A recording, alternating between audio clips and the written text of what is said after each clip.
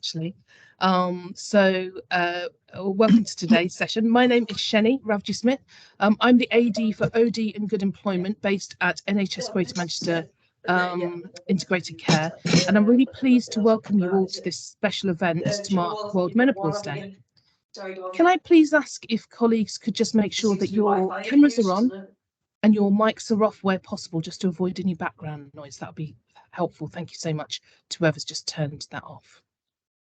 So we've got a fun-packed hour for you today. We're going to be sharing some fantastic kind of insights. And just as a little bit of context, today has come about from discussions between Cath Munro, who you'll be hearing from later on in the morning, and myself.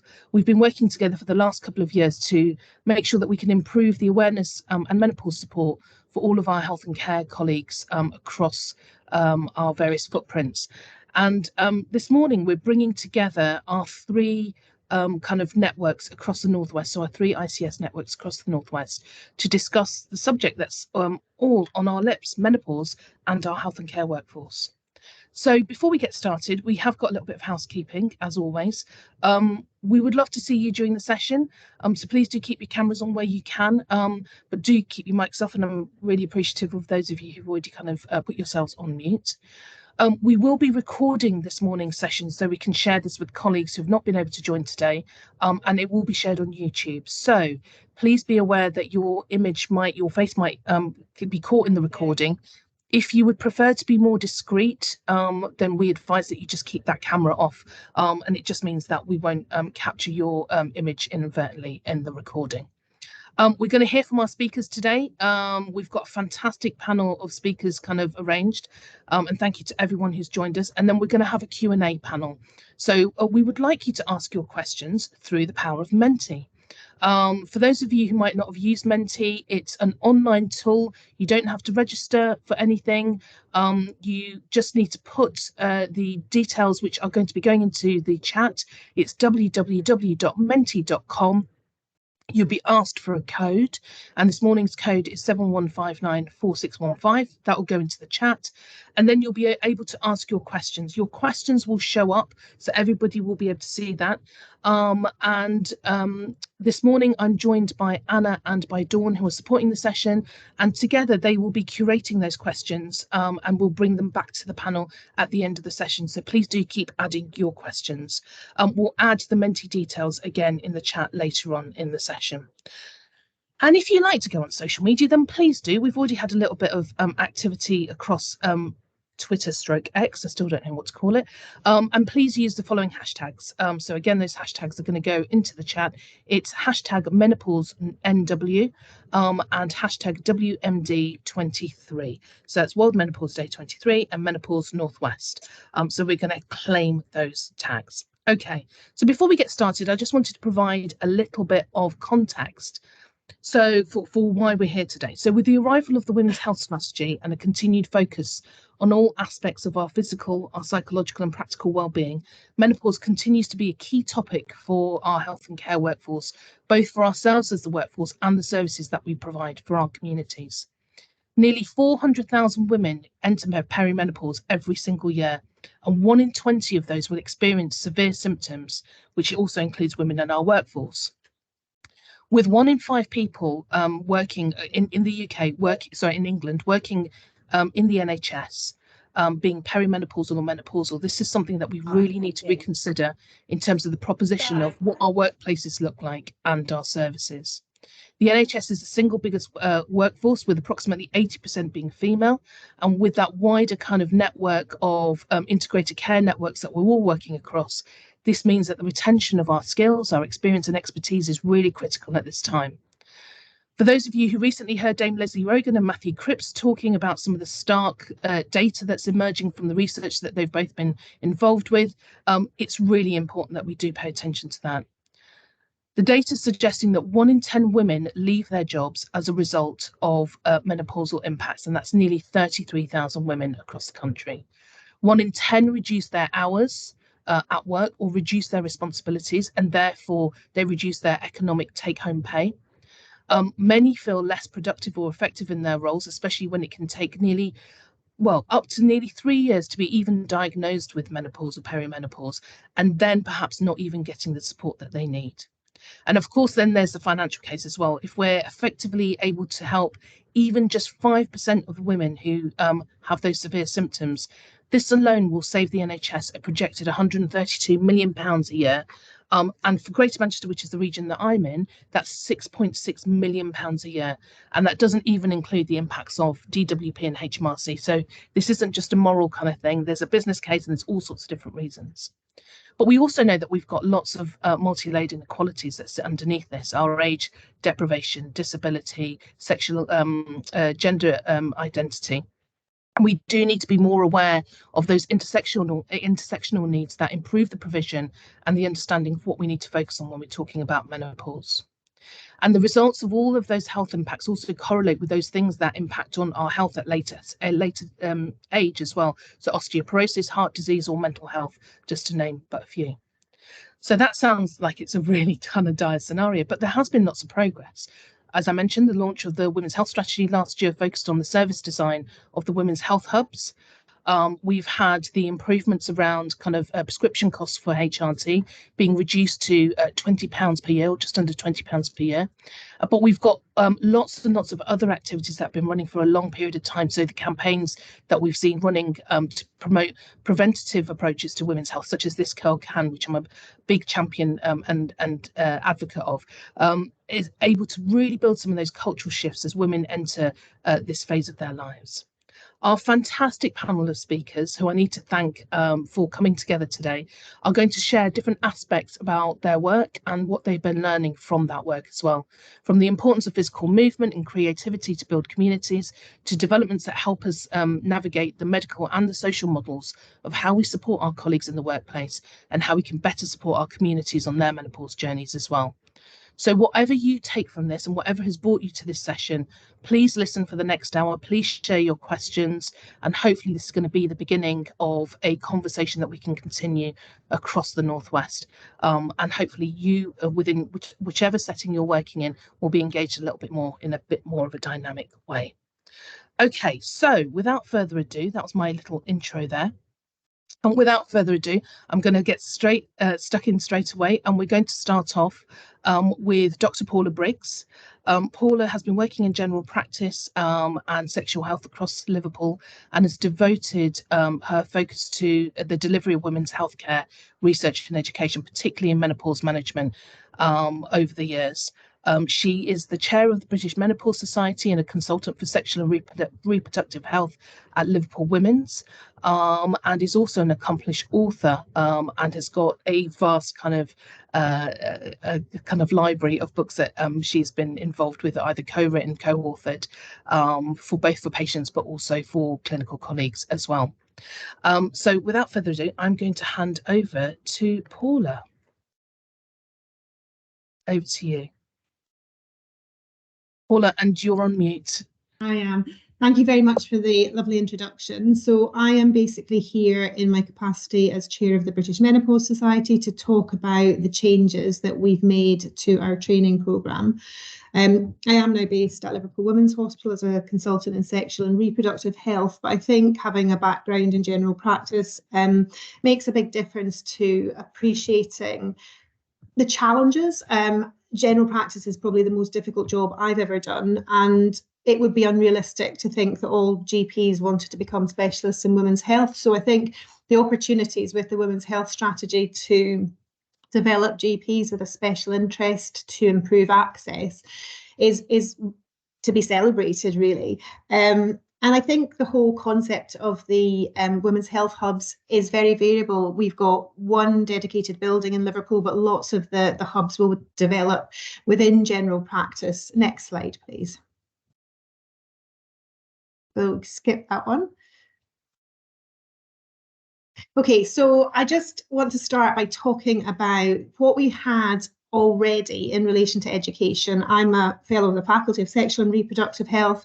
They have a really comprehensive menopause education programme, as did BMS. But I think at BMS we recognised that the real issue was lack of trainers, and that had created a bottleneck in the system. So there's loads of awareness raising in relation to menopause. Lots of GPs, practice nurses, pharmacists wanting to train, but finding a trainer is extremely difficult, and the queues to access training are so long as to be unmanageable. So we took a really radical decision to move to an online training program, and the assessments are also done online. So we still have advanced training, which does necessitate a trainer. And we're in a kind of unfortunate limbo phase at the moment. So we've had our last course, and it's not a face-to-face course any longer, but it was done on a virtual platform. But again, that had a bottleneck because there was only so many delegates that could attend on that platform. But that gave people an opportunity to have conversations, to discuss individual situations. So that no longer exists. From, I think, by the end of Q1 next year, the new training programme will be available. People will register, pay, and I think we're talking around about £700, £750. And at the end of that, and it's 35 to 50 hours of education, and how quickly you achieve that will depend on your background and how quickly you read and how quickly you do the assessments. But at the end of that, the delegates will receive a certificate in menopause care. And if they then choose to go on to the advanced certificate, then they will need to find a trainer. You don't need an advanced menopause certificate to deliver menopause care from a women's health hub. You need it in order to lead a menopause service. So the number of people who will need that advanced certificate is really quite small. You will also need it to become a trainer. But given that we're going to need less trainers, I just think it takes the pressure off GPs. I mean, you've got so many other things that you need to be doing. And so it's a tricky situation at the moment. But I think for people who've been struggling to find a trainer, hang on for this. And for those of you who would have been kind of disappointed about losing that opportunity to discuss cases, there's going to be 4 additional webinars. There'll be £50 each, so people can still have that opportunity if they choose to. So I think there's much more flexibility out there. Next slide. And for those who don't want to take formal accredited training, we've put everything in one place on the BMS website, and I think that's been a really positive move, because if you don't use a website every day and you're not familiar with it, then it's knowing where to go to find. There's BMS TV, consensus statements, basically everything you need to provide comprehensive, safe menopause care within a primary care setting. And just before I finish, I want to mention a couple of patient booklets that I've done with Carger. One is a general menopause booklet, which I did with Jo Marsden, who's now a retired breast surgeon. But I think the breast cancer stuff is actually really complicated, and it's useful to have more than one expert contributing to good quality information for the public. I think people don't know where to go, and I think they're going to social media where they're getting unregulated information. I don't know what's happened to the next slide. Is it gone? Oh, did you take it out? Maybe. Oh, there it is. So that booklet on the left, we're just about to start on the 3rd edition. They're freely available via the Carger website. I think that's quite good quality information for training GPs, and we have literally just completed the booklet on the right section on reproductive health after gynecological cancer, recognising that many of these women, they get a diagnosis, they're into a pathway, and none of that addresses their sexual health needs and how they're going to manage surgical menopause. So I think that also has a role to play in complementing the changes to the education programme. So that is the end of my little presentation. Wonderful. Thank you so much, Paula. That's brilliant. And we're going to keep moving at pace and move on to Cath.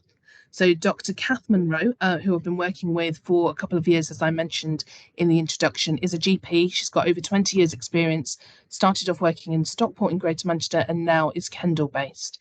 She's got a list of clinical accolades and has got a long-standing interest in women's health, and has gained her BMS Advanced Menopause Specialist Training certificate.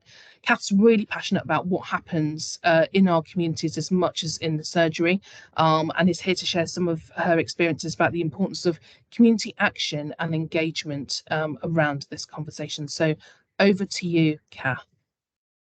Thanks, Sheni, and thanks, Paula, not just for the talk you've just given, but for helping me get to my point of having my advanced training earlier this year, which I was really grateful for. Yeah, it really has opened a lot of doors, not just for me, but for the people of Cumbria.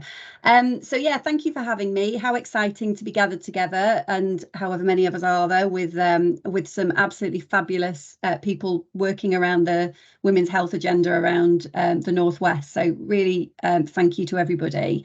By way of background, I think just in context, before Paula supported me with my training, there were no BMS accredited menopause specialists in Cumbria. If you look at, there's a map on the BMS website that shows where all the specialists are in the country. And as you get further north, they become more and more disparate and sparse, which for me posed a bit of a challenge, really. And as a GP with an interest in women's health and in menopause, I was keen to try and do something different. When I picked up my qualification at the beginning of this year, I kind of had a bit of a internal conversation about, well, what do I do next? The obvious thing would be to open up some kind of menopause clinic, but currently there isn't anything commissioned in Cumbria, and actually it's really difficult to refer anybody on a menopause pathway in Cumbria as well.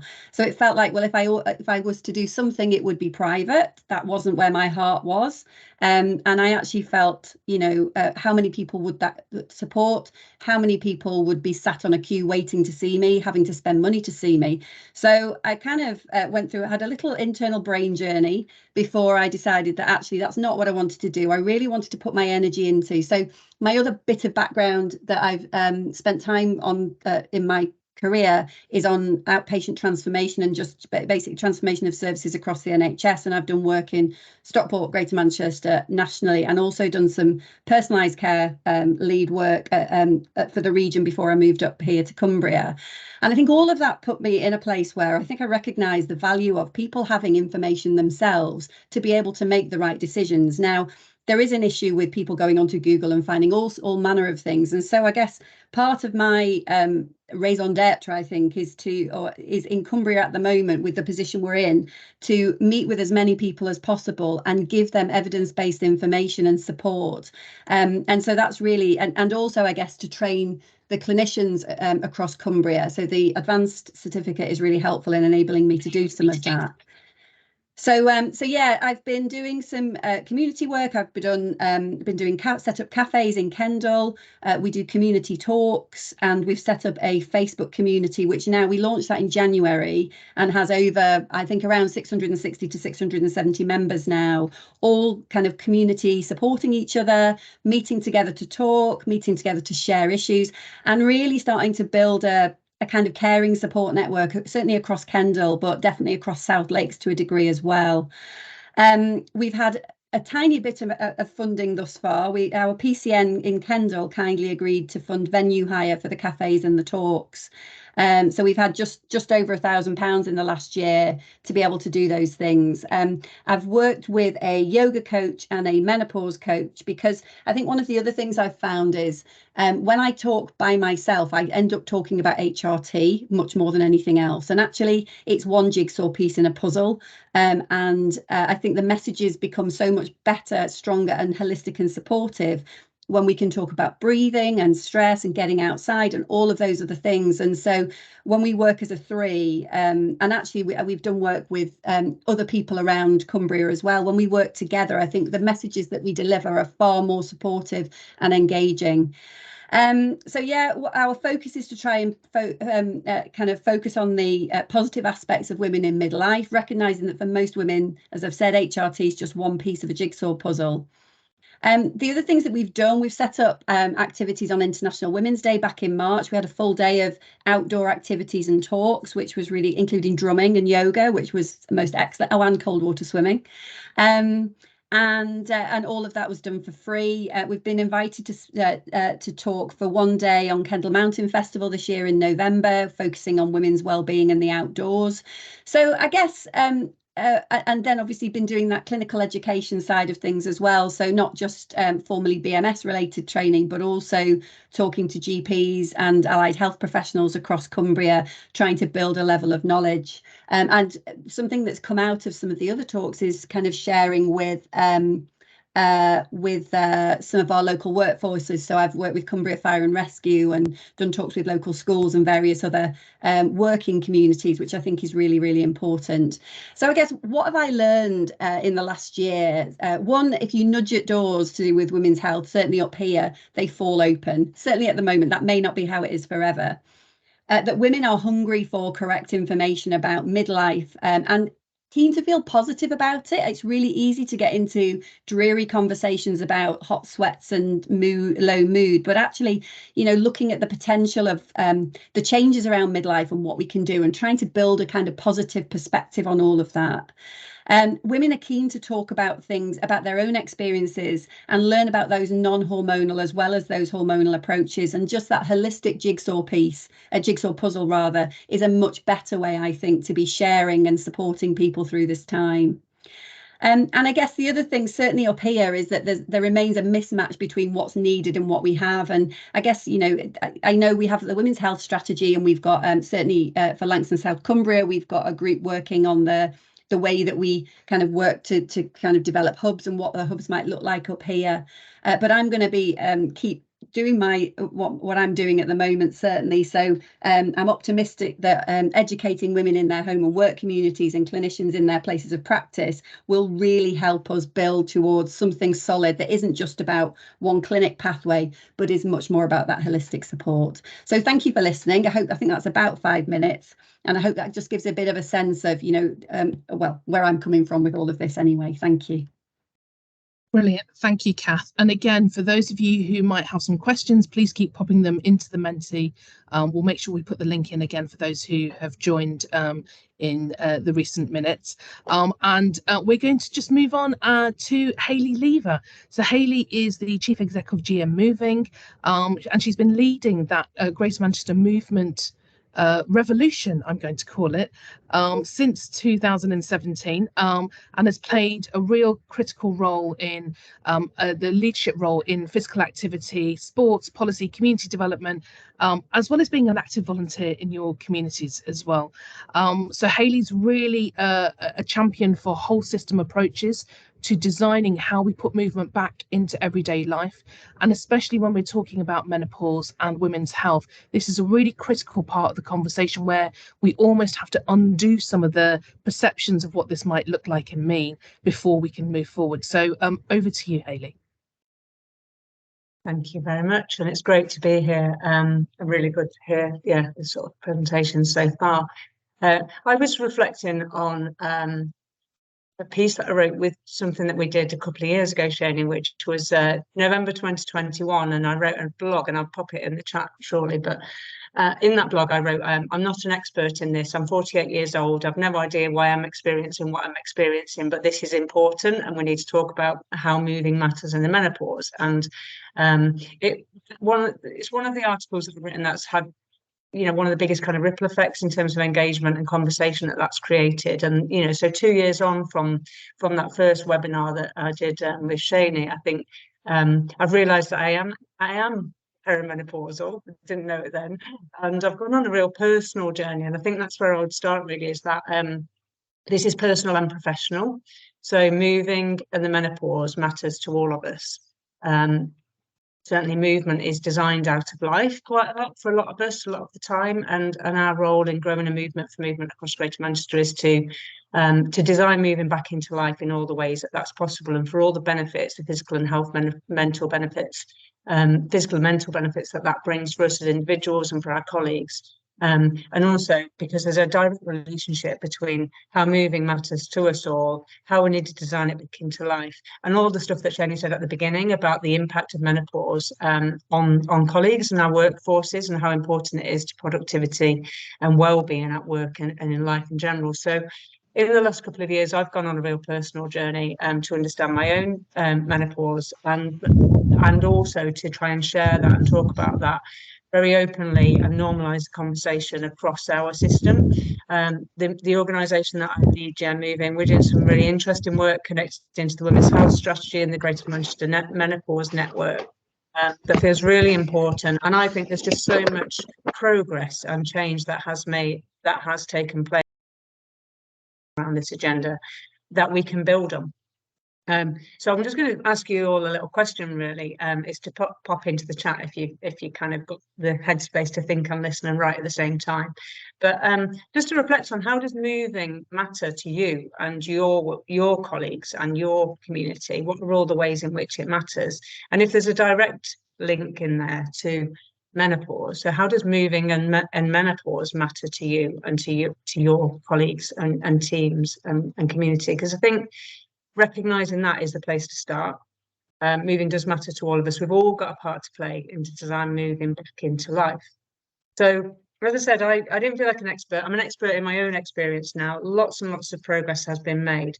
There is some very tangible work going on in this space. So if you're in Greater Manchester, the Greater Manchester Menopause Network is a great place to start to connect with and join in a conversation with colleagues around the region. But also, I think, as others have said, people are craving, evidence-based information, understanding how in my kind of work, what kind of movement. It's funny, isn't it, that the conversation that we had at the very beginning when we were just checking in around running is like, there's a sense of like, well, what's going to help me? And it's not all about running. Any kind of movement is better than no movement at all. So one of the things that we're working really hard on is that the importance of just designing moving back into life in really small ways, and small steps can make a big difference. In terms of our colleagues and our teams and the pressures and the stresses and the strains that people are under, and how that particularly impacts in midlife. What I recognise is that, again, small things can make a big difference. So it's a very sort of individual question for us all to think about: how are we creating the conditions for well-being for ourselves and for our teams? And that doesn't have to mean a gym membership, and it doesn't have to mean hardcore physical activity. We've got, and again, I'll share a link. We do a lot of work in our team about designing movement and well-being into the working day, so that also we're thinking about what are all the ways in which we can design workplaces, environments, and cultures that mean that people get their 5 ways to well-being during their working hours, and it isn't something that you need to think about trying to design into life outside of work. And then there's so many demands on people in midlife and menopause. I guess I was interested in the point made about HRT. We can kind of focus on HRT quite a lot in this conversation. What I've realised, and the more I've read and the more I've understood in my own journey, is this sort of like jigsaw puzzle. There's so many pieces of the jigsaw puzzle of well-being, and moving is one of them. HRT might be one of them. Therapy might be one of them. There are so many ways in which we can kind of complete that picture of well-being and support people through menopause that I think we've all got a part to play in kind of recognising there isn't just one solution. There's no silver bullet to this. It's such a complex set of interactions going through menopause. So, but talking about it and all those little nudges are really helpful. So I think, what I would say, just to kind of wrap up, is if you're in Greater Manchester, get in touch with us and GM Moving. We are designing moving into health and care systems and through the Women's Health Strategy work, but other work that connects to them as well. We've got a team of people working on the integration of physical activity into health. And then we've got some focus work around menopause in particular and women's health. So I'll put my contact details in the chat as well. But my kind of parting message is recognise that this matters to all of us. Moving and the menopause matters to all of us, and we've all got a part to play. We can design moving back into our daily lives and support well-being people through this stage of life. And there's so many simple, purposeful actions that we can take, and the biggest one is just starting a conversation about it. So thanks very much. Thank you, Hayley. Really appreciated, and I'm loving the balance between that clinical and that social model of how we can have these conversations. When we were designing this morning's session, actually there are so many different aspects of this conversation we could have included. So hopefully we can continue those conversations. So thank you so much for that. And there's been lots and lots of comments around the importance of movement in our day-to-day lives. So please do check that out. Okay, we're going to be moving on to Dr. Paula Cowan. Paula is a general practitioner. She's a GP across the Wirral and is a practice lead, as well as being the Northwest Regional Medical Director for primary care as well. So Paula's going to talk a little bit about the importance of that first contact and clinical training. So over to you, Paula. Good morning, and thank you. The problem with going after so many people is either they've stolen your thunder or you think, there's no way I'm ever going to be able to match that, but I'll give it a go. And actually, I've done a couple of slides and I will whiz through those really quickly, but anybody on this call who knows me knows that 5 minutes is really pushing it. There's no way I'm going to be able to talk for 5 minutes, so we might run slightly over. In preparation for this, as I said at the very start of the call, I'm actually in Ireland. I'm on leave and I'm in Dublin visiting my mother, and my mother is 81. And in preparation for today, I said, Mum, did you actually go through the menopause? Because I don't really remember. I remember her having the odd occasion where she went, oh, I'm feeling a bit hot. Like she would waft away the sweat. And that was about it. And I said, did you actually go through the menopause? And she said, oh, I did, but I just got on with it. I mean, my own mother just got on with it. So we just got on with it. And there was a lot of the just getting on with it approach. And I thought, actually, lots of ladies just got on with it 30, 40, 50 years ago and thought that this was normal life. If we could just move on to the next slide, please. And is the next slide moving on, Dawn, please? No. Yeah, great. And actually, when we think about menopause, there's been a huge spotlight shone on it recently, thanks to a lot of media coverage. Davina McCall has increased my workload hugely, but that's not a bad thing. And I think the fact that we're now focusing more on women in their 30s, 40s and 50s, as opposed to menarche. So we see in general practice people from cradle to grave. That's what we do in general practice. That's why I went into general practice. But we prepare girls and boys for puberty. We tell them all about it in junior school, and then when they go into year 7 in senior school, and we tell them about puberty, and we tell girls about menarche and about the start of their periods and what it's going to be like. But actually, we don't really prepare people for ladies for the other end of life, and as they come through life, and as they come through their reproductive life, and then into menopause, we as in my mother's words, people have just had to get on with it. And actually, in general practice, we are the first port of call for a lot of people. And it's so crucial. If we just move on to the next slide, please. It's so crucial that actually we listen. Active listening is hugely important, and we don't do enough of active listening. That's just not hearing the words. It's hearing what that lady, in this case with menopause, what that lady's telling us. It's not just about period stopping. My periods have stopped. I haven't had a period for 6 months. What am I going to do? Am I menopausal? Should I have a blood test? And I spend a lot of time, as I'm practice lead for gynae and sexual health, spend a lot of time talking to ladies about what else is going on in your life. Because actually, at the time in the life when the sweats and the flushes and the climacteric symptoms and all of that are happening, it's also a time in ladies' lives where their children are growing up, if they have any children. They're doing exams and maybe going to university or thinking about what they have to do. It's also a time in ladies' lives where they are now becoming, in some cases, the carer for elderly parents, or they're grieving the loss of elderly parents. And so what else is going on? The other thing that's really, really crucial, I think, as a GP, and giving a GP's perspective on it, is what does the lady understand that's going on, and what does she want? So it's not just about HRT, and we could talk all day about HRT, and there's seminars and webinars given about HRT all day long. But I'm so pleased that previous speakers have talked about multifactorial approach, exercise. We have a health coach in the practice that I ask a lot of our ladies to book in to see. It's about what else is happening in life and how do we manage that more so than just, I'll tell you what, I'll put in a Mirena and here's some gel, or have a tablet, or try the patch, and if it gives you a rash, then come back and I'll see it and we might try something else, because that's been the approach for such a long time. So I think it's really important that we look at what else can we do instead of just HRT. What else is going on? Now, social media has created a bizarre approach to menopause, because I've had ladies in their 20s come to me and say, I think I'm going through the change. And I'm sure lots of other clinicians on this call will have heard that as well. And it's, again, it goes back to understanding, it's listening. What do you think is happening in your life and in your body? And how can I help you with that? Somebody talked about it's not just about gym membership. I say that all of the time. A lot of my patients say they can't afford a gym. I say, do you pay council tax?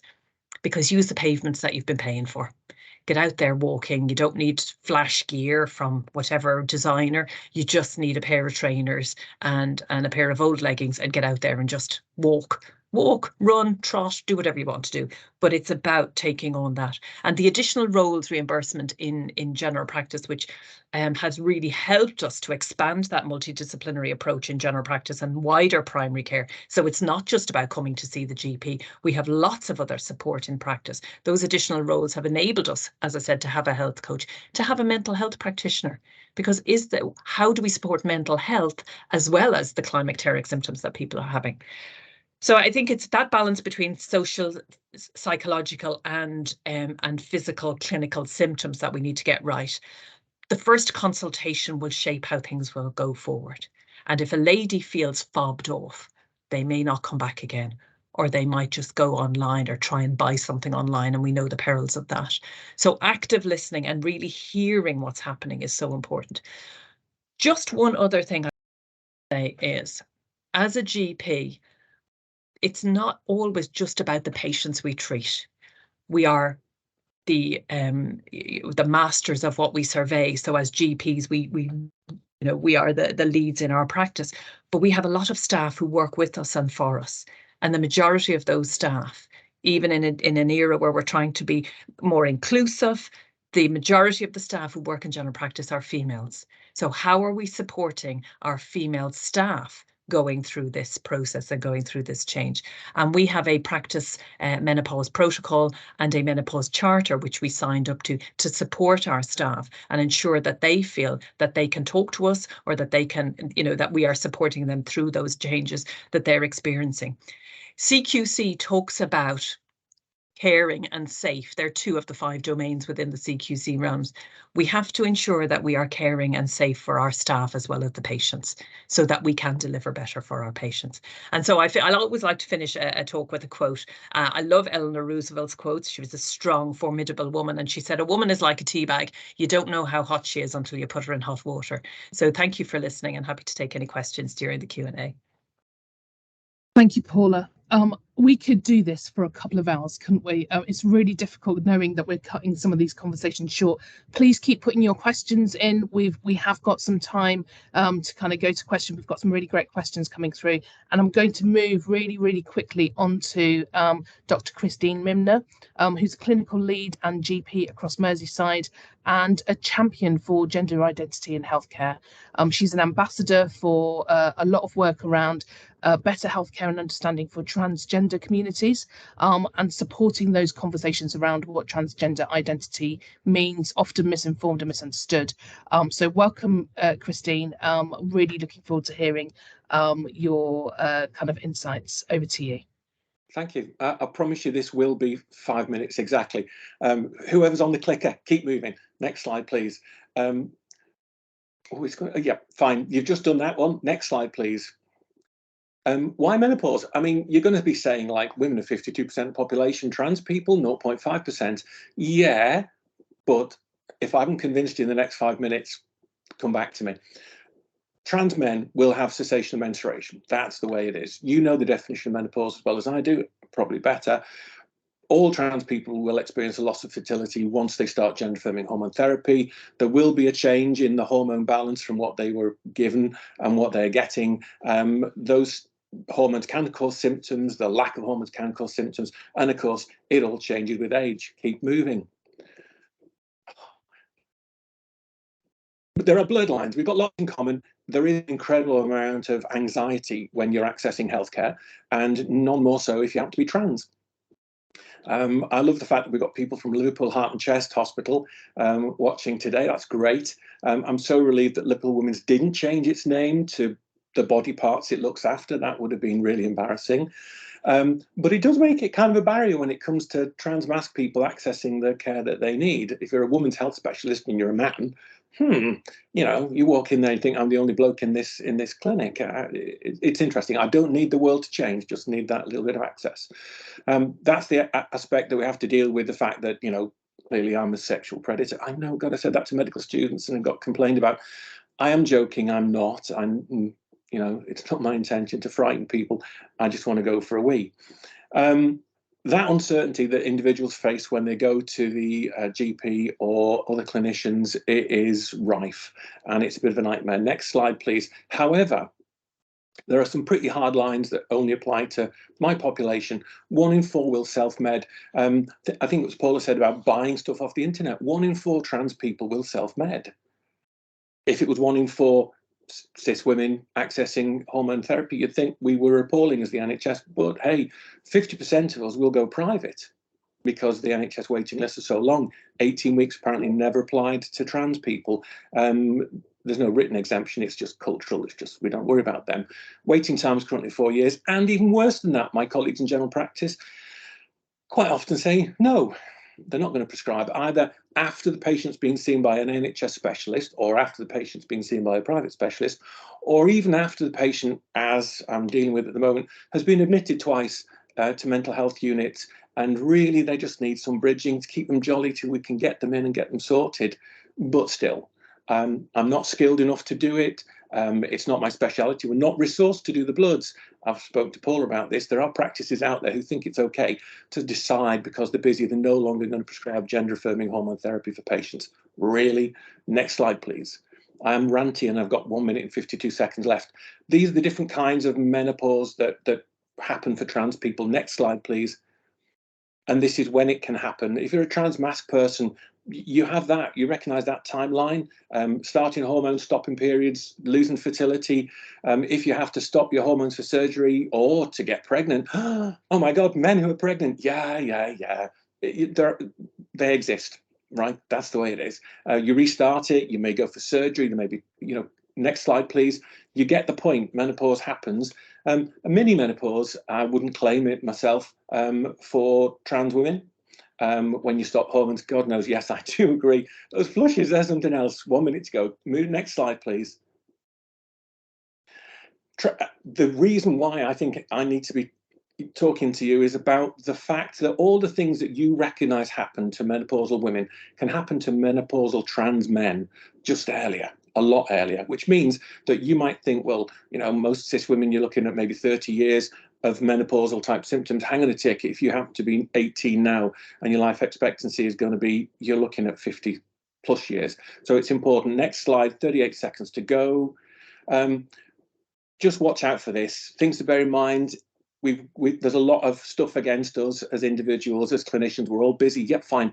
If you've got an internal bias and thought to yourself, holy shit, this trans person shouldn't be coming here, it's invading women's spaces, you are part of the problem. Thank you very much. Final slide, 18 seconds. That's it. It's not HRT, it's localized. Please don't call it HRT if you're dealing with a trans man. It has resonance, and treatment can be different. I'm finished. Thank you very much. 6 seconds. I am absolutely in awe of your time discipline there. A really, really important topic that we've very unfairly squeezed into that 5-minute slot. Hopefully we can get you back at some point and run a particular session, which we know that we've done previously. So thank you so much for that, Christine. And last but not least, before we get to our Q&A, we've got Dr. Zoe Hofstede. Zoe, again, is a GP and she runs a menopause clinic to support women's health, particularly around those who are less represented in that menopause debate, which tends to be very white middle class in its conversation at the moment. She's currently working with women from the probation service, the African Caribbean community and Southeast Asian communities, as well as working with a social documentary photographer around LGBTQIA menopauses in and around the Bolton area in Greater Manchester. Zoe is joining us live from Whitworth Art Gallery today, where she's actually running a whole series of cultural events to celebrate World Menopause Day. So our fingers crossed that your Wi-Fi is going to hold out from the building. And over to you, Zoe. Hello, thank you so much for the invite. It's a little bit chilly in this room. We've been pushed into an office, so if my teeth start chattering, I apologise. So I'll just give you a very, very quick bit of background. I was a GP in the NHS for over 20 years and have always had an interest in people who are not feeling seen and heard. I left the NHS a couple of years ago due to mental health reasons. So I actually run a private menopause clinic, and I do feel shame about that, but we'll have to park that. I've been asked a few times over the last few weeks, well, what do you do? And the short answer is I rock up to any places that I'm invited to deliver what I believe to be evidence-based menopause information, sometimes with my little collection of crocheted vulvas, sometimes without today because they're not permitted in the Whitworth.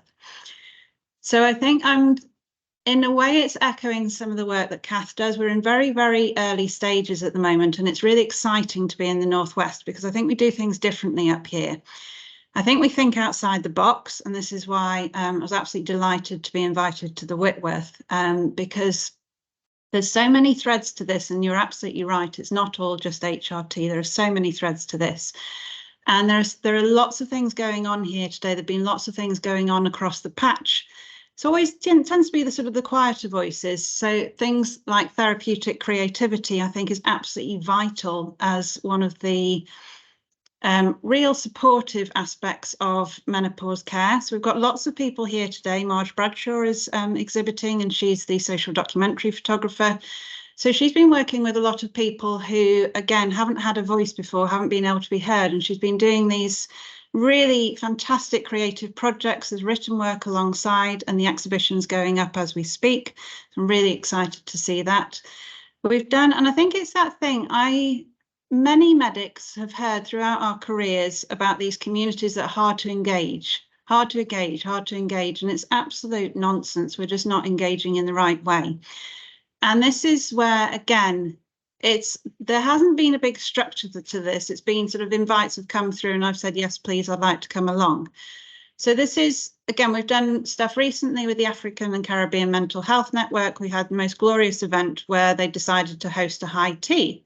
And so they sat around with their china teapots and cake stands and that one. So I always sort of say, would you like a Q&A session? And sometimes people would like a Q&A session, or would you like me to chat about it? And then we can follow with questions.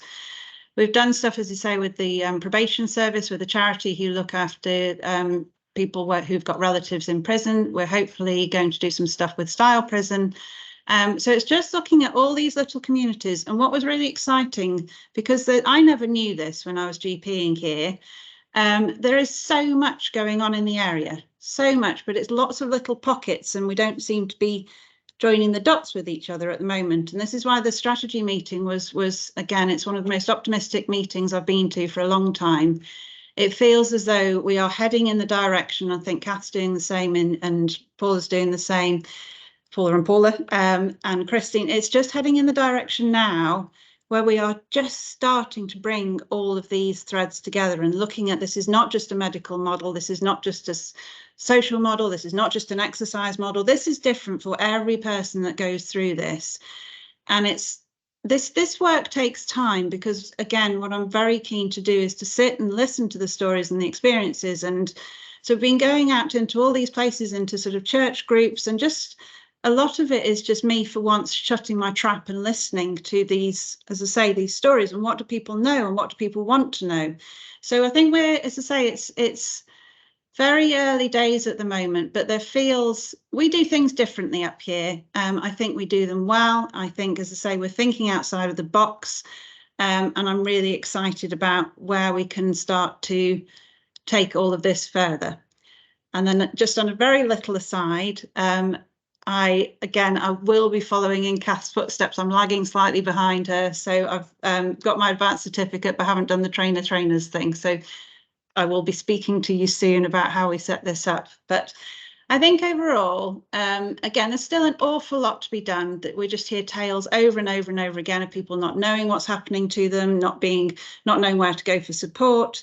But just for example, here today, we've got mindfulness going on. We've got, I think, some textiles thing. I've got lovely Sarah Jane Myatt in the corner with me. We've got a Q&A panel. And I think the talk is starting and the listening is starting, and we can really, really do something with this. So I'm hopeful. The health hubs will be amazing because, again, lots of the time I'm speaking to people and then they sort of say, well, I go to my healthcare professional and they don't really know what to do. And I know that's expanding as well. So I think we're on the brink of something very, very exciting. And I hope that, as I say, we can all continue to join the dots and yes, get things moving in the Northwest. It doesn't all have to happen in London. We can do it differently. Well said, Zoe. Thank you so much. I've been a terrible chair because we've got a slightly reduced amount of time for the Q&A, but I think it's really important that we heard our speakers properly. I'm going to sum that up as how we look after our workforce, I think, is broken down into 5 things. It's about listening, it's about moving, about breathing, engaging and talking. So I think it was Hayley who mentioned the 5 ways to wellbeing, a really good kind of baseline for that, and learning about all the different aspects. This isn't a single narrative. There's lots and lots of intersectional conversations going on around menopause and our workforce. So I'm going to go over to Anna, who's been keeping an eye on the questions that you've all been sharing in the background. Anna, can you pull up some of the questions and we can get kick-started in the last 8.5 minutes that we have left? Yes, of course, and obviously we've got the link there in the chat and also on the screen to show you where you can ask the questions, but also you can also vote for the questions which are your favourite so that we can make sure that the most popular questions get picked up just now. I'm going to merge the 2 questions that got the highest votes are actually probably pretty similar, so I'll say them together and I think you can probably answer them together. So the first one is, how can we support ensure that not only women are aware of menopause but that men are equally aware so that they can support them in their workplace. But also there's a lot of discussion around improving menopause education, awareness and pathways for support. And what do the panel think of the priorities in terms of education? So I suppose a case of how can we educate everybody and what are the education pathways we think we should be having? A challenging question. Who would like to go first from the panel? Hayley. I was about to help out by saving the tumbleweed moment. Just on the question of men, I think the thing I've realised is that men know this matters to them and they want to understand and they want to learn. And I've had some of the most, sort of powerful conversations off the back of some of the blogs I've written with men colleagues who, taken me to one side and said, oh, I've read your blog. How do I support? How do I engage? I think men are waking up to their role as employers, as managers, as leaders, as husbands, as partners, as all the ways. So one of the things I've decided to do is just to talk openly as with men as I do with women, because I realise that whenever I'm in the pub with my friends, if there's a conversation going on about the menopause, it's a group of women and the men are over there, oh, I don't want to talk about this, don't want to engage with this, but we've just got to bust that. We've just got to normalise the conversation, and when we do, there's a really big ripple effect. So I think we've all got a part to play in kind of breaking the taboo of talking about it. And I talk about it very openly at work and share links with our team and try to model that as the chief exec of an organisation where people need to understand this. So, yeah, I think it starts with courage to speak. Thank you, Hayley. Really important aspects about being able to talk. Is there anyone who'd like to pick up the conversation around the training of our clinicians to help improve those services, but also improve the support for our workforce colleagues as well? Zoe, I can see you've got your hand up there. I can't find the thingy. So I think I had a slightly surreal, I was in Parliament last night, never thought I'd say that, and the general consensus was that this has to be a mandatory part of the curriculum. And again, I think we've done some work with the University in Manchester for the 4th year medical students, and this is something, it's not straightforward. That's why it's so glorious, menopause. There's so many facets to it and threads to it, and we need this, as I say, this needs to be a familiar part for anyone, healthcare professional, that it's taught at medical student level and then it's repeated and then you're sort of doing more and you become familiar with it, and then you can. So one of the reasons that I struggled as a GP, because I had sort of skilled up in this and I didn't have anyone to share cases with, because it hadn't been sort of indoctrinated, it hadn't been taught over and over and over again. And most of the other conditions that we were seeing a lot of had been taught right back from sort of early medical student days, and then taught again as a house officer's SHO. And so you skill up, but then you can discuss the more complicated cases, and all your colleagues are doing the same thing. And I think what's happening a lot at the moment is you'll find one GP in a practice who has an interest, and then everything is sort of referred to them, and that doesn't happen with lots and lots of other areas of health. So this is, again, I would like to see it really become part of the established curriculum, physiotherapists, dentists, everyone who is going to be seeing people. So again, I'll shut up now. Thank you, Zoe. Okay, so we have Paula Cowan, we have Cath, and then we have Paula Briggs.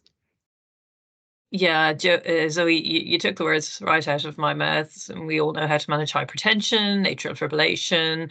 We know how to support our patients when they're being diagnosed with cancer, or we should do. But menopause seems to be this. Certainly a lot of the online consultations that come into my practice is, if it's anything around menopause, so we'll get Paula or Nazia to see that. We'll farm that off to us. And I absolutely don't mind, because that's my area that I, quite enjoy. But I think we need each and every one of us to be skilled, because it is a normal part of life.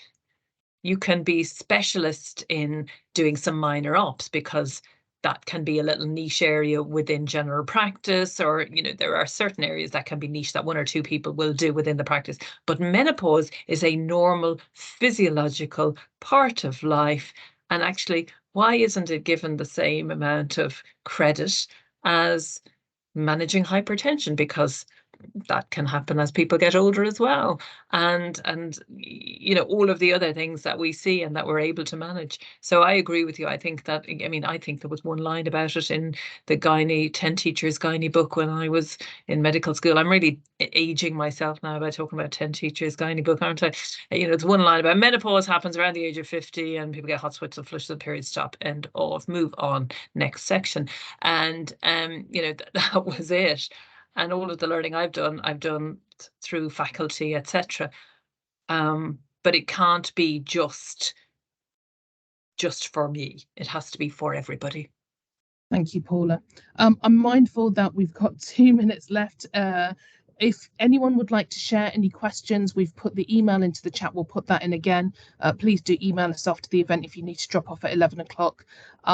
Cath, Paula Briggs, I'm going to give you 40 seconds each before we wrap up. So over to you. Thanks, Sheni. I will, I'm kind of repeating a bit of what others have said, but I don't want to do that. So I think there's something about, there is still an attitude of some people, clinicians, I don't do menopause, or I don't do hormones, or that's someone else's job, and it needs to be all of our jobs. So we can train up our population to know more about what to expect, but they should have a certain level of expectation for whichever person they see. So BMS training, brilliant at one end for specialism. There should be an expectation that everybody has some mandatory training on menopause, in my view, and then that kind of specialist bit. So everyone can have a conversation about it in the context that Paula described before, be inquisitive, ask questions. But some people will want to do a bit more, and it wouldn't be wonderful if we had that at PCN level in every PCN in the Northwest. And certainly that's part of the conversation that we've had as part of the Women's Health Strategy discussions in Langston South Cumbria. So I won't say any more because I'm sure Paula's got some other stuff to pick up as well. I was just going to say there's real enthusiasm in this room, and I think it's not about mandating anything. It's about enthusing people to want to learn, to want to have a basic level of knowledge. And I think one of the things that is missing is mentorship. So it's not so much about education. In Liverpool Women's, we have a Zoom for GPs on a Monday. It's an hour. They can pop in and, just like you were saying, discuss cases. And I totally agree that that's what's been lost. So I think there's loads we can do without using that word mandatory. I mean, it just reminds me of things that people don't want to do, and it's always put to one side. So I kind of feel really about making this something people really want to do. Thank you, Paula. And I think what a beautiful note to end it on. We have a room full of people who are all enthusiastic and passionate about improving where we're up to at the moment. As I said right at the beginning, I'm hoping that this is the beginning of a conversation or a series of conversations, and it's up to us to keep this energy going. Today's session has only come about because Cath and I were talking and saying we need to do something. So this is about how we can own our movement and how we can help influence and support each other to help improve the provision and the support that we've got. Thank you so much. We've gone 1 minute over. I always try to be on time. Thank you so much to everybody for joining us. A particular thank you to all of our speakers. You've all been absolutely fabulous at sharing kind of insights into the different kind of areas of work that you're involved with. I'm going to be getting in touch with all of you to kind of see what we can do next and where we take this next. If anyone's got any ideas, please do email us. The email's in the chat. And I just want to wish you all a really good World Menopause Day. Go forth. Talk to people, engage with people, do your breathing, move more, and just kind of take this message forward. And hopefully collectively we will get there together. So thank you, everyone. Enjoy your, I was going to say Thursday, it's Wednesday, and hopefully speak to you all soon. Take care. Thanks. Have a good Thank day. you. Bye-bye.